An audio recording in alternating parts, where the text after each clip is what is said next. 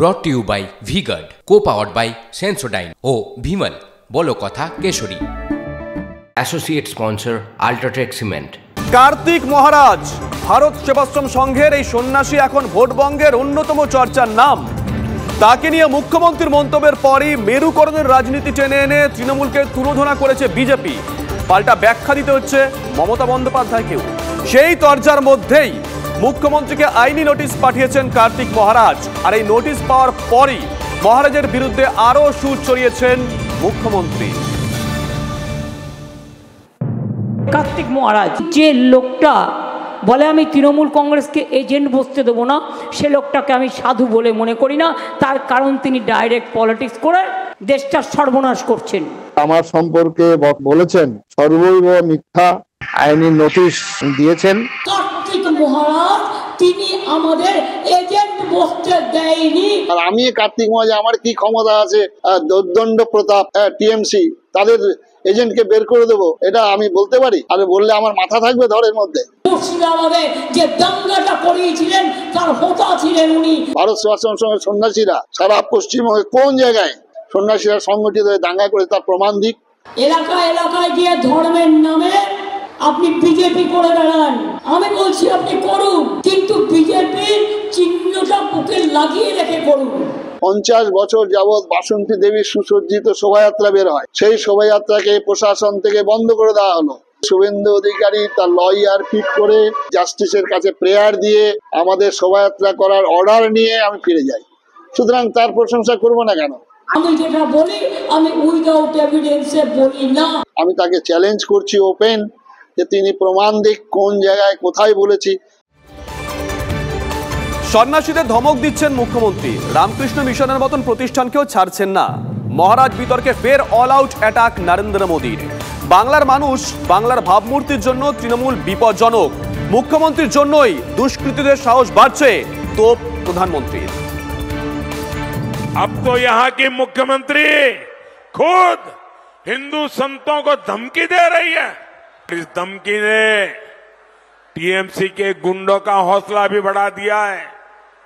पता चला है कि जलपाईगुड़ी में रामकृष्ण मिशन के आश्रम में कल रात को तोड़फोड़ की गई है। आश्रम में काम करने वाले कर्मचारियों के साथ मारपीट की गई है, उनको धमकी दी गई है। अपने वोट बैंक को खुश करने के लिए टीएमसी सरकार हद पार कर रही है। এই মুহূর্তে আমাদের সঙ্গে রয়েছেন রাজর্ষি লাহিড়ী, বিজেপি নেতা রাজর্ষি। শুভজিৎ রয়েছে, স্বাগত। রাজর্ষি, আপনি এই প্রজন্মের পলিটিশিয়ান, আপনি বাঙালি। পরিষ্কার প্রশ্ন করছি, সাধু সন্তদের কেন বাংলার রাজনীতির মাটিতে টেনে আনা হচ্ছে, কার স্বার্থে? মমতা বন্দ্যোপাধ্যায় যে কাজটা করছেন এটা উনি খুব বুঝে শুনে করছেন। উনি একটা অত্যন্ত চালাক পলিটিশিয়ান। উনি জানেন ওনার ভোট ব্যাংক রাজনীতি কিভাবে করতে হয়, এবং তার সাথে সাথে এই রাজনীতিটা করলে পরে ওনার যে আরেকটা যে ভোট ব্যাংকটা ওনার আছে, এবং 2-2.5% পর্যন্ত যে আরবান নকশাল ভোট ব্যাংকটা আছে, এই ভোট ব্যাংকটাকে ওনাকে অ্যাকসেপ্ট করতে হবে। দেখুন, সাধু সন্ত রাজনীতি করবে কি রাজনীতি করবে না সেটা সাধু সন্তদের ব্যাপার, সেটা নিয়ে আমাদের কোনো বক্তব্য নেই। সহমত। এটা হচ্ছে সাধু সন্তদের রাজনীতি করবে না, এটা একটা টিপিক্যাল কালচারাল মার্কসিজমের ন্যারেটিভ।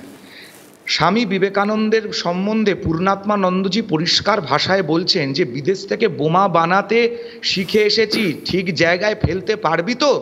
এটা স্বামী পূর্ণাত্মানন্দজি লিখছেন। মা শারদা বিপ্লবীদেরকে আশ্রয় দেননি।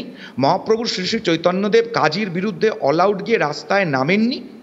মহর্ষি ব্যাসদেব, কৃপাচার্য, আচার্য কৌটিল্য, ব্রহ্মর্ষি বশিষ্ঠ, ব্রহ্মর্ষি বিশ্বামিত্র এরা রাজনীতির অংশ ছিলেন না। তৈলঙ্গ স্বামীকে অ্যারেস্ট করেননি। বিপ্লবী মহারাজ ত্রৈলোক্যনাথ চক্রবর্তী জেল খাটেননি। রামকৃষ্ণ মিশন, ভারত সেবাশ্রম সংঘের সাধু সন্ন্যাসী, ইসকনের সাধু সন্ন্যাসীরা যদি ভারতবর্ষে রাজনীতিতে আসেন তাহলে ভারতবর্ষ বেঁচে যাবে। স্বামী বিবেকানন্দের। রাজর্ষি, আপনি যে কথাগুলো বলছেন আপনার সঙ্গে আমি পূর্ণ সহমত। আপনি যে উদাহরণগুলো দিলেন বিভিন্ন সময় আমরা বইতেও পড়েছি। হ্যাঁ, ছোট করে প্লিজ, প্রশ্ন আছে। স্বামী বিবেকানন্দ পরিষ্কার ভাষায় বলে দিয়ে গেছিলেন, নব ভারতের সূচনা সন্ন্যাসীর গৈরিক বসন থেকেই হবে। রাজশ্রী, এখান থেকেই তো প্রশ্ন, আপনি যে কথাগুলো বললেন সেগুলো সময়ের দাবি, বর্তমান সময়ের দাবি কি নন ইস্যু কি ইস্যু করা, নাকি এটাই এখন ইস্যু হতে চলেছে রাজনীতির ময়দানে, আগামী দিনে এটাই ইস্যু হবে?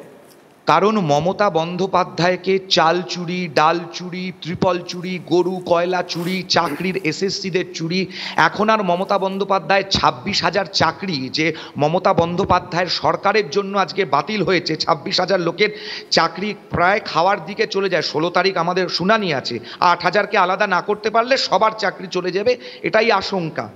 এবং মমতা বন্দ্যোপাধ্যায়ের রাজত্বে দাঁড়িয়ে যে দুর্নীতিটা হয়েছে এই ইস্যুতে, যাতে দক্ষিণবঙ্গে ভোট টানা হয়, আপনি খুব ভালো করে দেখুন, ঠিক পঞ্চম দফার ভোটের আগে মমতা বন্দ্যোপাধ্যায়কে এটা বলতে হলো যাতে মমতা বন্দ্যোপাধ্যায় দক্ষিণবঙ্গের এই 30% রাজনৈতিক ওনার যে ভোট ব্যাংক আছে সেটা যে হাতছাড়া হতে চলেছে, হয়ে গেছে অনেকটা অংশে, সেটা যাতে এই জায়গাতে কনসলিডেট হয়, তার জন্য ওনাকে এটা করতে হলো। বেশ, আসবো রাজশ্রী, আসবো। তবে রুদ্রনীল ঘোষ তিনি কি বলেছেন শোনাই একবার, তারপর আসবো রাজশ্রী।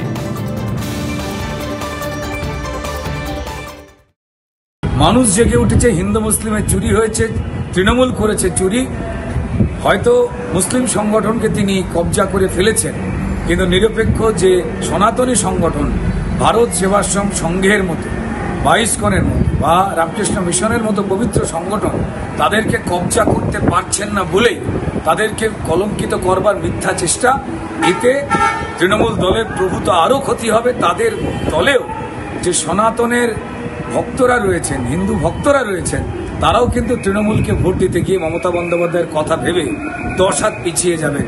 চালাকি করতে গেলে এটাই হলো, মানে ওই বিনাশকালে বুদ্ধিনাশ, দুর্ভাগ্যজনক। রাজশ্রী, এই যে জলপাইগুড়ির ঘটনা, রামকৃষ্ণ মিশনের দুষ্কৃতী হামলা, এখনো পর্যন্ত 48 ঘন্টা হয়ে গেল, পুলিশের ভূমিকা কি আমরা প্রত্যেকেই দেখছি। কিন্তু রাজশ্রী, এটাও তো ঠিক যে এই পুলিশ ভিন রাজ্য থেকে সারদা কর থেকে তুলে এনেছিল, ধরে এনেছিল, তাহলে কি পুলিশ করতে পারে না, না করতে চাইছে না, এই প্রশ্ন উঠছে। পুলিশ করতে চাইছে না এরকমটা নয়, আপনাকে মনে রাখতে হবে, তার মানে এটা পরিষ্কার যে এই ঘটনা তৃণমূলের মদতেই ঘটনাটা ঘটেছে, যে কারণে পুলিশ অ্যারেস্ট করতে চাইছে না। কারণ মমতা বন্দ্যোপাধ্যায়ের বক্তব্য আমরা প্রত্যেকে প্রেস কনফারেন্সে শুনেছিলাম, আরে ও যদি তৃণমূল করতো তাহলে কি পুলিশ ওকে অ্যারেস্ট করতো? কিন্তু আমি এটা আরেকবার মনে করিয়ে দিতে চাই আপনার সমস্ত দর্শকদের, এই কাজ অতীতে হয়েছিল। কমিউনিস্ট পার্টির প্রমোদ দাশগুপ্ত পরিষ্কার ভাষায় বলেছিলেন যে বেলুর মঠকে ভেঙে কফি হাউস বানানোর ইচ্ছার ওনার মনোবাসনা। আজকে মমতা বন্দ্যোপাধ্যায় সেই রাস্তাতেই হাঁটছেন। তবে স্বামী বিবেকানন্দের একটি কথা হয়তো মমতা বন্দ্যোপাধ্যায় পড়েননি বলে উনি ভুলে গেছেন, যে রামকৃষ্ণ মিশনের বিরুদ্ধে যদি কেউ কোনোদিন কথা বলে তার বিনাশ অবশ্যম্ভাবী। এবং এটাই মমতা বন্দ্যোপাধ্যায়ের বিনাশের, ওই যে উনি বলেছিলেন পেরেকে শেষ কফিনটা পোতা হয়ে গেছে 2011 সালের আগে, কফিনের শেষ পেরেকটা পোতা হয়ে গেছে, প্রবাদটা আছে তো, উনি বলেছিলেন পেরেকে শেষ কফিন পোতা হয়ে গেছে 2011-র আগে। তো উনি ওনার ভাষাতেই বলছি, উনি আজকে ওই পেরেকে শেষ কফিনটাই পুঁতে নিলেন। বেশ, ধন্যবাদ, ধন্যবাদ রাজশ্রী। অসমের মুখ্যমন্ত্রী হিমন্ত বিশ্ব শর্মা তিনি কি বলেছেন শোনাই একবার। जो बंगाल का सीएम ममता दीदी ने जो कर रहा है बहुत बुरा कर रहा है। क्या वही भाषा वो कोई इमाम और मुल्ला के लिए व्यवहार कर सकते हैं? नहीं करेगा। लेकिन आज वो जैसा भाषा भारत सेवाश्रम रामकृष्ण मिशन का ऊपर व्यवहार कर रहा है, देश का पूरा हिंदू समाज दुखी है। Brought to you by V Guard, co powered by Sensodyne ओ विमल, बोलो कथा केशरी। Associate sponsor UltraTech cement.